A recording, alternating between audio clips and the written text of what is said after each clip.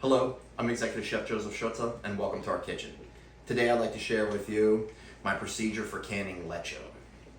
For those of you who do not know what Lecsó is a Hungarian dish that consists of the fresh paprika, onions, and tomatoes from the summer season. And what better way to enjoy it year-round than to can your own? So join me now as I show you my procedure. At this time, I'd like to say thank you to all of those subscribers. I really appreciate your support. And for those of you for the first time visiting or repeat visitors and who have not yet subscribed, go ahead and subscribe and hit the notification bell. Be up to date with all of our latest posts. Let's get canning. Well, the first step is to sanitize your equipment. So right now I have the jars in. I fill them with about halfway with water, and then I bring my water inside the pressure canner to a simmer, and the heat transfers throughout the jars. So they should be pretty doggone hot. So what I will do when it's time to remove them is I will carefully take my tongs and then go ahead and drain my water into a pitcher or a pot, and go ahead and set it down on the counter that is lined with a tea towel. Well, now that I have my Lecsó simmering, I will take my funnel and go ahead and begin to fill your jars while they're still hot. When we fill these, we're going to want to fill them not quite to the top. We're going to want to leave ourselves right around about 1 inch worth of head space. Now that the jars are filled, I like to take my rings and my lids and toss them into the hot water. And with a clean towel, go ahead and wipe the tops of the jars off. Want to make certain that there's no debris or any type of other food particles that could prohibit you getting a nice seal and creating that vacuum that is so needed.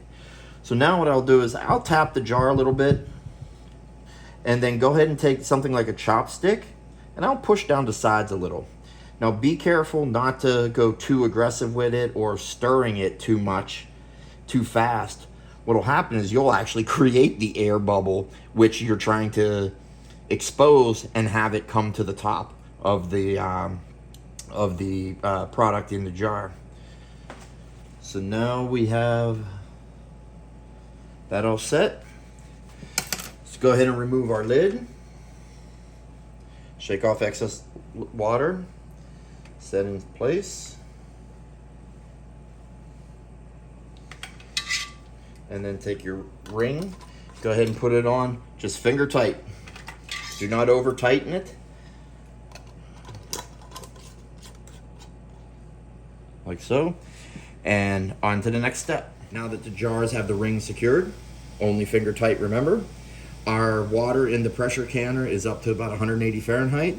And let's go ahead and transfer our jars to that water bath. We will then secure our lid for the pressure canner. Remove the weight. What we're looking to do is we want this to boil, and we want steam to come out the top of the air vent. When the steam comes out of there, we want it to go for 10 minutes doing so. Well, now that the steam is bellowing out of the air valve, let's go ahead and put our weight on top. Lower the heat to about medium-high or so. We will then keep an eye on our pressure gauge. When the pressure gauge hits 10 pounds per square inch, we will then set our timer. 15 minutes for pints, 20 minutes for quarts. Also, when it hits that 10 pounds per square inch, you might even want to turn your temperature down, because you're not looking to can it at 15, 16, 17 pounds per square inch. Keeping it at 10, you don't want it to drop below 10 for sure, but I also like to keep it consistently at or in the 10 pound range. Now that our 20 minutes has expired, I will carefully remove it from the heat source and allow the pressure to release itself naturally.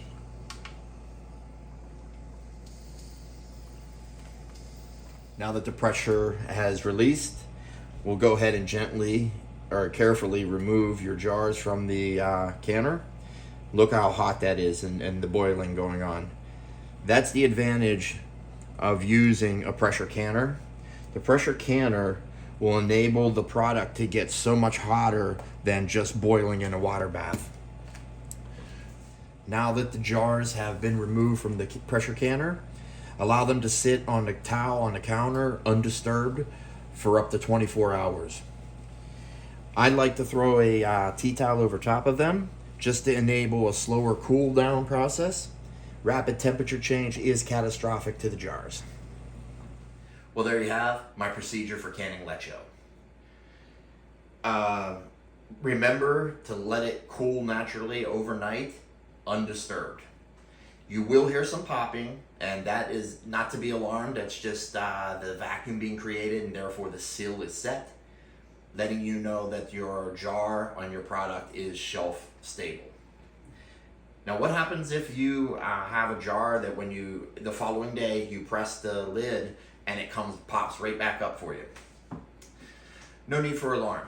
There is two different ways for corrective action. One is you take the jar, put it in the refrigerator, and consume it in the next 5 days, as it is obviously not shelf stable. The second option is you empty the contents of the jar, bring it back to a simmer, discard the lid, sanitize the jar, wash and sanitize the jars, the rings, and use new lids and repeat the entire canning process all over again. There's a few things that could cause the seal to not set. One, the big one, is debris on the rim of the jar, a chip in the rim of the jar, and also not leaving enough headspace in the jar for the vacuum to be created. I've had people ask me, Chef, why did you do it under pressure instead of just a water bath? Great question. The reason is this Lecsó has no acidity added to it. This is just the regular recipe of Lecsó. I did not add any white vinegar. I did not add any bottled lemon juice. No types of citric acid, or no fresh lemon juice. It is possible to use fresh lemon juice or lime juice for canning. However, this is a huge however. The pH level will most likely not be safe for canning. So you would have to either add more, which would totally disrupt your flavor profile and what you're looking for, or you may never reach the proper pH level. So in order to find out if you have a safe product or not, you would need a pH tester. Now that seems to be like a lot of extra work when you could just simply use a bottled lemon juice or bottled lime juice, or the citric acid, or white vinegar. So it's best to stay away from fresh juice. Just makes the whole process so much easier, and what's more important than ease or simplicity is safety. I hope you enjoyed the canning process, and I hope that if you make Lecsó, feel free to can it. That way it saves it for the year round, and you're not going to the grocery store and buying, vegetables out of season. And nothing quite as good as when you grow your own vegetable, and just the flavor profile is so much better than the grocery store. Thank you for joining. You had fun.